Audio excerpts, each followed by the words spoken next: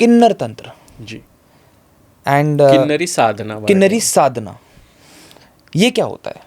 किन्नरी साधना, सबसे पहले वो किन्नर है क्या ये समझना ज़रूरी होगा आपको। ब्रह्मा जी जब सृष्टि की निर्मिति होनी थी, तब ब्रह्मा जी के कमंडल से सबसे पहले सृष्टि निर्मिति में किन्नर बनाए गए। लेकिन ब्रह्मा जी ने देखा कि अरे ये किन्नर तो अकेला है, ये ना नर है ना नारी है, तो इसमें से मैं रिप्रोडक्शन नहीं हो सकता है। फिर उन्होंने किन्नर में से किन्नरी और किन्नर अलग कर दिया। फिर वापस उन्होंने देखा कि ये दोनों बॉडीज़ नपुंसक है, ना किन्नरी पूरा मर्द है ना पूरी औरत है, ना किन्नर पूरा मर्द है ना पूरी औरत है। फिर रिप्रोडक्शन सिस्टम खराब हो गया। फिर किन्नरी में से नारी और किन्नर में से नर निकला, तब सृष्टि निर्मिति हुई।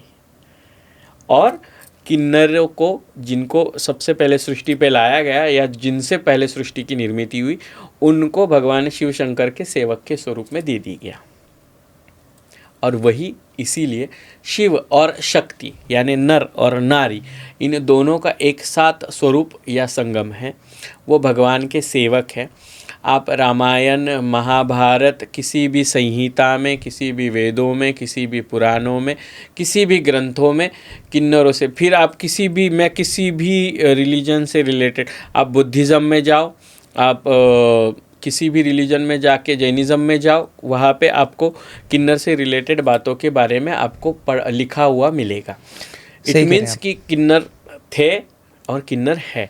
तो उनसे रिलेटेड स्त्री और पुरुष दोनों तत्व एक जगह पे हमें चाहिए होते हैं। जैसे अभी मैं बहुत सिंपल उदाहरण इसका पूरा कंप्लीट करूँगी कि अगर मैंने थोड़ी देर पहले बोला ब्रह्मचर्य से रिलेटेड कुछ बातें बोली जी, गुरु साधना हमें देते हैं तब, तो कुछ तंत्र ऐसे हैं, जैसे आप अगर जाओ तो साबर तंत्र से रिलेटेड कुछ चीज़ें ऐसी होती है, उसमें कुछ तंत्र क्रियाएं ऐसी है जहाँ पे स्त्री को वर्जित किया गया है, या वर्जित, महीने में 4 दिन तो स्त्री वर्जित ही हो जाएगी, बिकॉज तब वो अपने मंथली सर्कुलेशंस में होती है। बिल्कुल।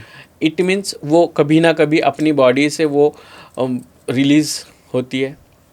सेम मर्दों के बारे में लोग कहते हैं कि मर्दों को मंथली सर्कुलेशंस नहीं होते, लेकिन 2-4-6 महीने तक अगर आप उस स्ट्रेस लेवल में रहोगे तो आपने सुना होगा कि शीघ्र पतन या नाइट फॉल्स, ऐसी वाली चीज़ें बहुत जेन्युइन चीज़ें हैं और ये बोलना ज़रूरी है कि ऐसी होती। फिर आपका ब्रह्मचर्य भंग हुआ, पतन हुआ तो भंग हुआ, मैथुन से रिलेटेड क्रिया हुई, भंग हुई, स्त्री से पतन हुआ, भंग हुआ।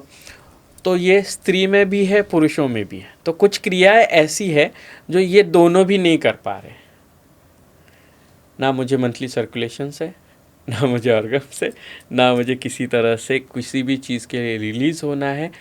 तो स्त्री तत्व और पुरुष तत्व दोनों को मिलाकर मैं कुछ तांत्रिक क्रियाएं जो है वो कर पाती हूँ। मैं किन्नर से रिलेटेड बोल रही हूँ, तो मैं उस तंत्र के लिए पावरफुल हूँ। इसीलिए किसी भी स्त्री, किसी भी पुरुष से ज़्यादा अगर तंत्र क्रियाओं में पावरफुल माना गया है तो वो स्त्री और पुरुष दोनों तत्वों को मिलाकर एक साथ तंत्र को सिद्ध करने वाले किन्नरों को माना गया।